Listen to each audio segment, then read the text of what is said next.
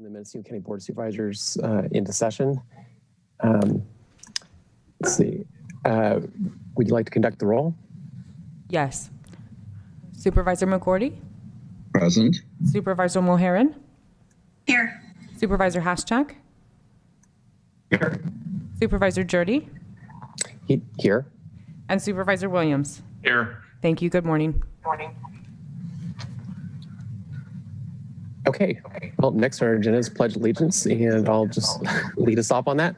I pledge allegiance to the flag of the United States of America and to the republic for which it stands, one nation, under God, indivisible, liberty, and justice for all. Okay, next on our agenda is public expression, or I'm sorry, proclamations. Do we have any proclamations for today? No, Chair Jurdy, we do not. Public expression. So this is for items that are on the consent calendar or are not on today's agenda. I just want to point, I think we all treasure our democracy and our ability to speak out, and really grateful that what we see in Mendocino County is nothing like what we saw in DC a few weeks ago, and hope that as a country we can sort of come together in a way that we haven't in recent years. So do we have any callers for public expression on non-agenda items? We don't have any public expression callers on the line at the moment. Sorry, she just called in. One moment.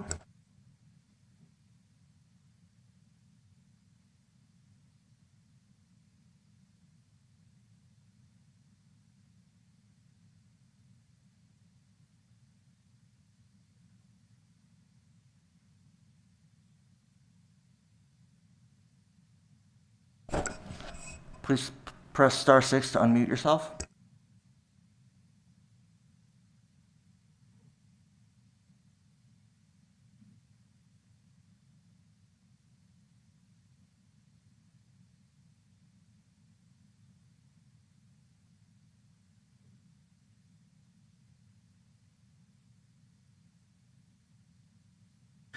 Press star 6 to unmute yourself.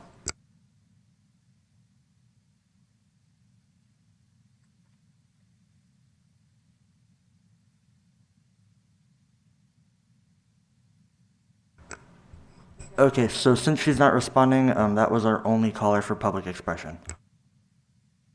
Okay. Okay, that takes us to consent calendar, and the clerk of the board has informed me that there was a sort of technical error in the posting of the agenda. There was an item that was uploaded as 8A, and it was actually a non-controversial item intended for the consent calendar. So I just wanted to bring that attention to the board. If the motion to approve the consent calendar, I think it's certainly worthy to entertain the consent calendar, including 8A. County Council, do you have anything else to add on this?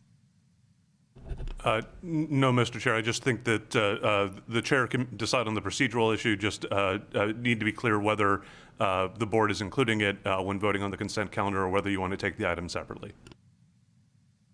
Supervisor Jurdy, I would support including it, and I apologize. It was submitted early, but I had sent it to the clerk of the board conference room by mistake, and they weren't able to see that until the agenda was published.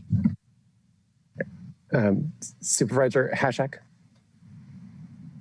So is that a motion to approve the consent calendar and 8A? It's a motion to include 8A on the consent calendar. Yeah, I'll second that. Okay, Supervisor McGordy? I actually wanted to discuss that a little bit because I did get a communication from Deborah Kahn about it, and it concerns me. Okay. What she had to say, and of course, this is the first time that I've heard about this. So I would support actually pulling it and having a brief discussion. Okay. Well, perhaps we could discuss it right now. Okay. And if the issue is resolved, then it could be incorporated into the consent calendar. Supervisor Mulhern? Sure. I also, we can have that discussion, but I had a process question. The meeting minutes from last year are on the consent calendar, and 2 of the supervisors were not at those meetings. So I would assume that we have to abstain. I also have found that I really would love to see more information on the agenda items come forward. And I don't need to pull any specific item, but I would like support from the board for the General Government Committee to continue to work on improving the agenda items before they're published. For instance, some of the contracts for Health and Human Services with our service providers lack the data that is required in the contract, but I know that it does exist. And last meeting, I asked for more information about the 2019 fire recovery. And I found that information in the CEO's report, but I think that the community would be better served if that was included in the agenda items. So I'm just looking for support from the board, I think, on the General Government Committee being able to work on what agenda items information should include. Thank you. Okay, thank you. I definitely would support that. This is Deputy Clerk Lindsay Doherty. Is that a referral to the General Government Committee? I hope so. So I'm not seeing any opposition, so I would consider that a referral to the General Government Committee. Okay, noted. Thank you. Mr. Chair, if I may just respond to Supervisor Mulheren's question. In terms of abstaining from the prior minutes, I don't know that there's any rule that requires you to abstain. Certainly, if you don't feel like you have enough information, you can go ahead and abstain from approving those minutes. If you happen to have reviewed the video online and are comfortable that you have enough information to be able to approve or reject the minutes, I don't think that there's any problem with you voting on it. Okay, so to clarify, the motion is to add 8A to the consent calendar. Supervisor Hashak, is that your motion? Sorry, Mr. Chair, I didn't catch that. Yeah, Is your motion to add 8A to the consent calendar or to approve the consent calendar with the 8A? Well, I thought Supervisor Williams made the motion, but maybe since Supervisor McGorty wants to pull 8A, maybe we should just approve the consent calendar. So that would be my motion. Maker of the motion agrees with the change. Okay, all right. Can we have a roll call for approval of the consent calendar and noting abstentions on the minutes, the 2 minutes that are included for Supervisor Mulhern and Supervisor McGorty? Or do you want to abstain on those minutes as well? I'm fine with the minutes. It's just I think item 8A needs to be. Yeah, so we'll consider 8A separately. Thank you. Okay, can we have a roll call on the consent calendar? Yes. Supervisor Mulhern?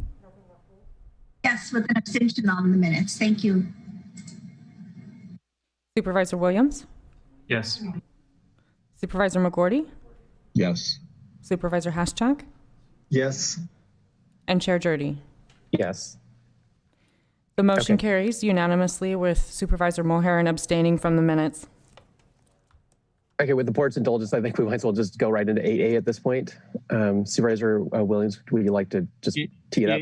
I'd like to have planning staff and the Anderson Valley CSD give us a brief overview. But in short, Anderson Valley was skipped over decades back when the state implemented wastewater and water systems. There's state funds available thanks to voters. And we don't want to miss this opportunity because there has been contamination in Boonville water since I think 1963. And the leach fields that would be no longer necessary under this plan could be repurposed for ADUs. That community desperately needs housing stock and modest housing stock.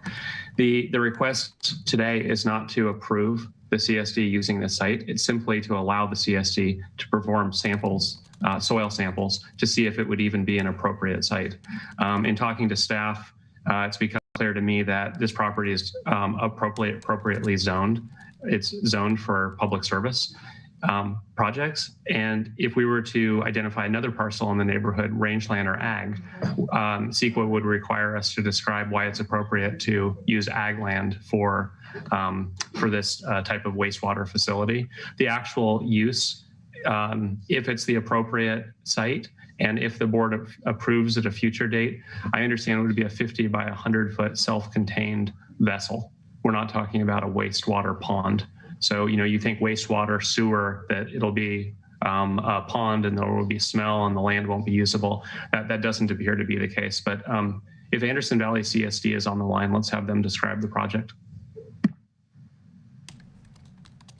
Okay, do we have any further questions on 8A? No questions, but just a comment. Did any of you see the email from Deborah Kahn this morning? Okay, so basically she said that the Fair Board wanted to pass on having it as a site. I understand that this is merely testing, which is different. It's not approval of the actual project, but I just wanted to be sure we had a discussion so that in the event that that there should be probably more community discourse on this. I think testing makes sense. What Supervisor Williams is describing doesn't sound onerous, but I think community should have a voice in it. And I just feel a little bit uncomfortable moving things forward without being sure that the people involved are okay with it. Chair Jordy. Yeah, go ahead. So additional information, there have been community meetings, but these are sponsored by the CSD because it's actually their project. This is not a county project.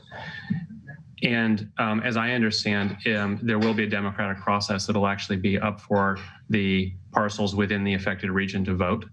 And that gives me some relief that it won't, even if the county is willing to entertain the concept, if we find that it's an appropriate location, ultimately it'll be up to the people of Boonville to decide whether or not they want the system installed.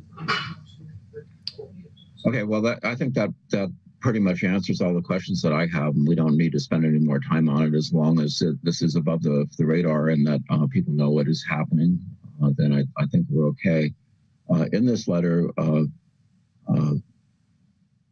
Ms. Kahn did say that she sees the need for a sewage system in the county. She's not disagreeing with that. She's just concerned about having it on the grounds on the fairgrounds. What you described, actually, Supervisor Williams, is so small. I think it could get lost in that property pretty easily, and it sounds like people wouldn't even be aware of it. But again, I just wanted to be sure that we are transparent as we go forward with this. I think these are the right questions to ask, and I think no matter where it's placed, there will be some controversy. And it may be that the soil samples show this is not even an appropriate location, and then we're done with the discussion. Or it could show that this soil is perfect, but I think we need to at least allow the CSD to do the soil testing. But it would, given that we've gotten this far into the discussion, Clerk, if they're on the line, I wonder if we could have them comment to make sure I got all the facts correct. Supervisor Williams, which person are you speaking about? I think the Valerie with the Anderson Valley Community Services District should have been in the queue. We'll just need a moment to see if she's on the line. She is on the line for public comment, so we can play that back now if that's the desire of the chair. Yeah, I'd like to take public comment on this agenda item at this time.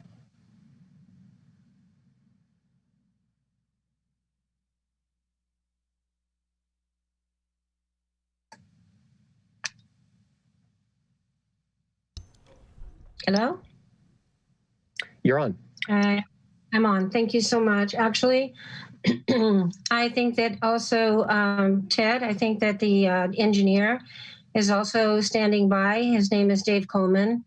And he can explain the use of the MBR, which is an important feature of this system.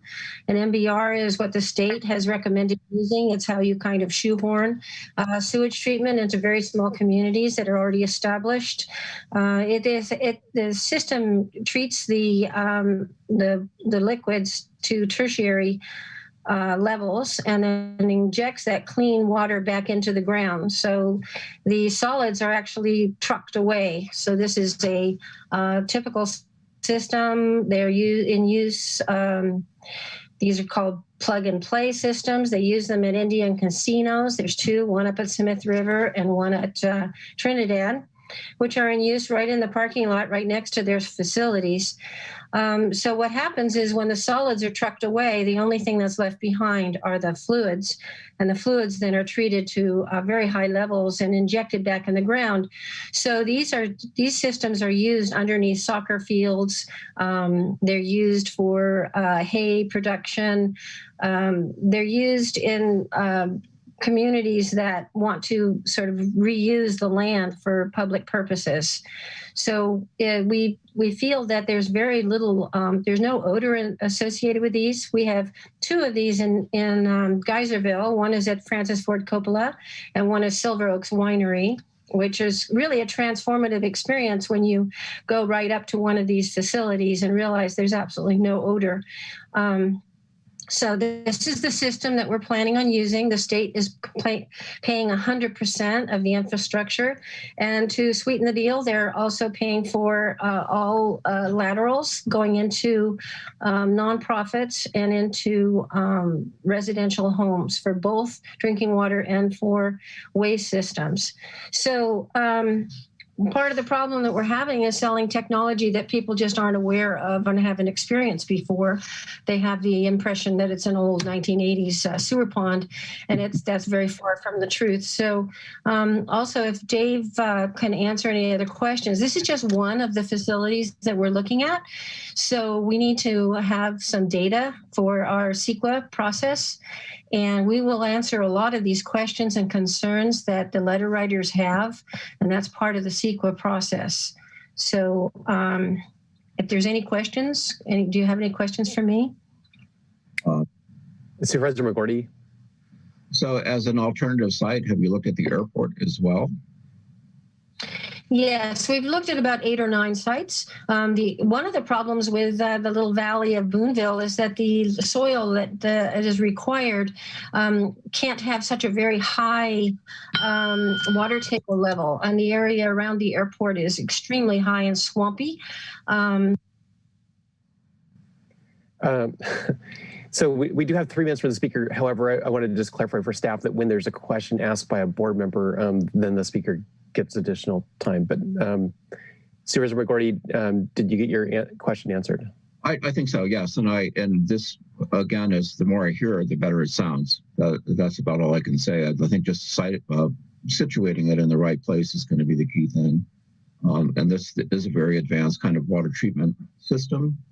And, it's not an above grade or an open air kind of treatment system. So I suspect that this probably would be pretty environmentally friendly and pretty workable. And I think the community services district just needs to get ahead of this a little bit with the community so they know what's going on. Chair Jordy. Okay, go ahead. Yeah, question for the CSDs. How much, what is the state contributing to this project financially? And does it include high volume water for fire suppression? I don't know if the clerk of the board could bring the speaker back into the meeting.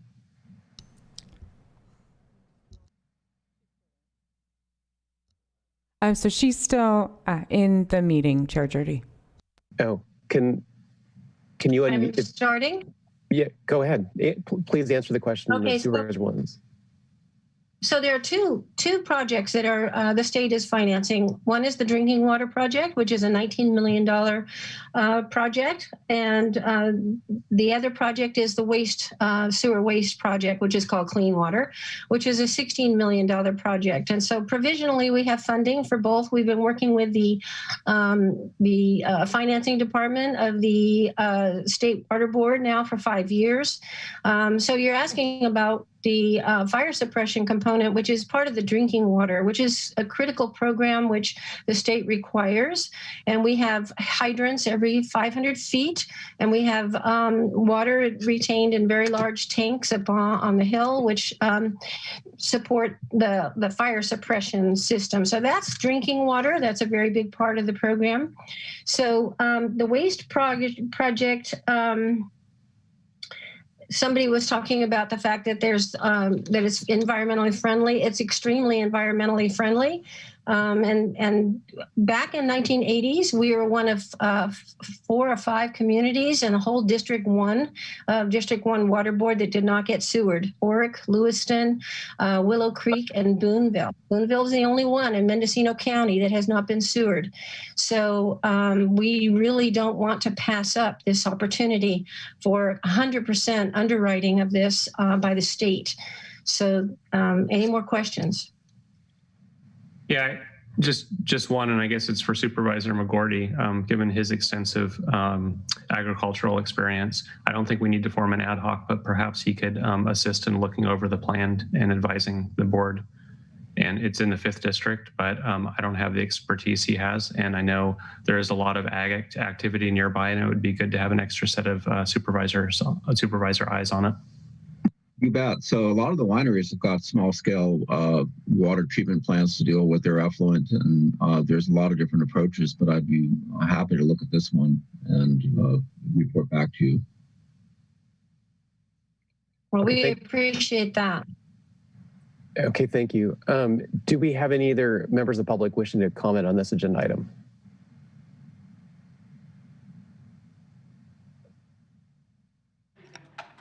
Next Yes. up is Dave Coleman. Hi, I'm Dave Coleman. I'm with Brel J & Race Consulting Engineers. We're the engineering firm contracted by the district to perform the wastewater study and the water study. So I'm not sure what else you need to hear that Val didn't present to you.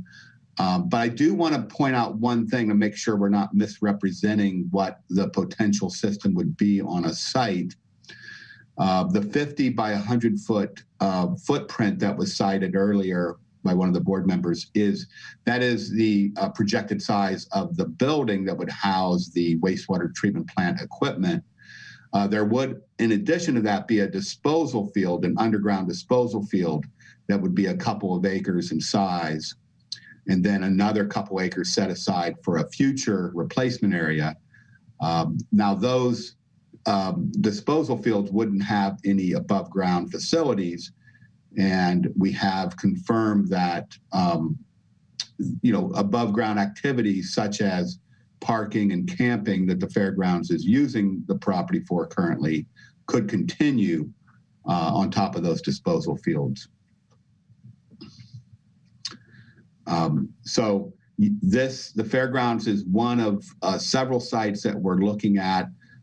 In order to complete the environmental review and the engineering analysis, we need to conduct some additional studies on the ground, including some site investigations and including potentially some soil sampling or test pits for groundwater disposal.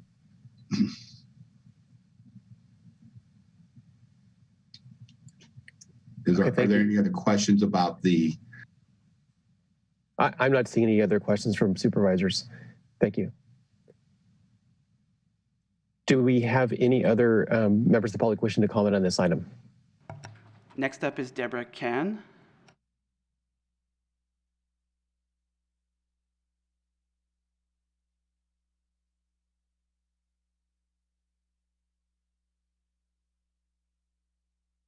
Saying I understand the need for both a water and a sewage system in Boonville, but for all along I have felt that the fairgrounds is a really inappropriate venue and is simply a convenient low lying fruit for the Board of Supervisors to grab at. Part of the success of this program is getting the people who are going to be affected to vote for it. And I think the fact that the Fair Board and the local community have rejected this as the particular site twice does not lend itself to acceptance by the community in the long run. I think it's difficult for people in an urban setting to realize how important a fairground is to a community. yes, it's important during the fair, but it's also the place where there are weddings and funerals, quinceañeros. It's where the library is. It's where people come when they have to shelter from a fire. And I think that more effort should be put into locating and subsidizing, if necessary, a site that is farther away from the center of town. I think it really is unprecedented that fair boards or fairgrounds be used as sewage sites. And I think that it would set a really unfortunate precedent for the whole state fair system to suddenly have them as the potential sewage sites for communities. I think that even the fact that this meeting was so poorly noticed, I was not even made aware of the meeting until the fair director told me about it at 4:30 in the afternoon yesterday, which gave little time for members of the community who have anxiety about the placement to contact their supervisors or even discuss it. And I have questions about whether that in fact was a violation of the Brown Act, and I think you should be aware of that.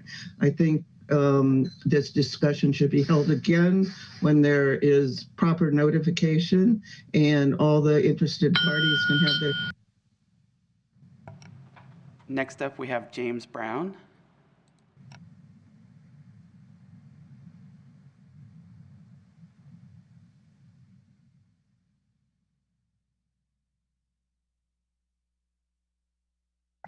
Hello, this is James Brown. Are you there?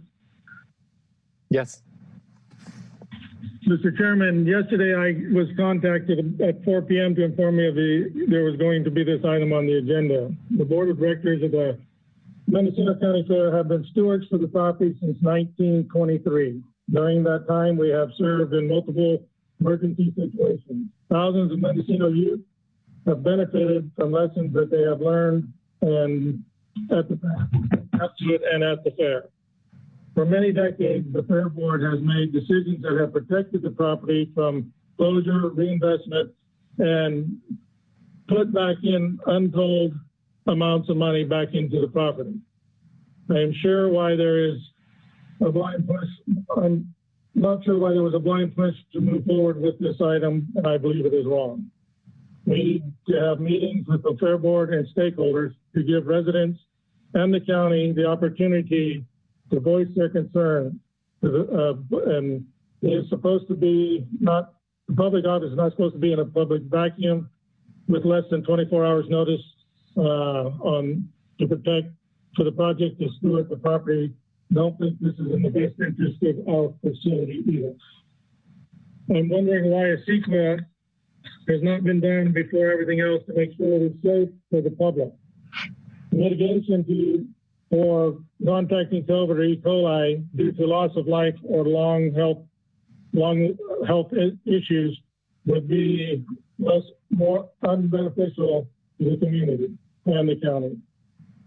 In the event of a spill or a leak, it would take at least 5 years to rebuild confidence in the public to come back and use the fairgrounds for a destination for a safe, family-oriented facility and emergency services and youth for the county.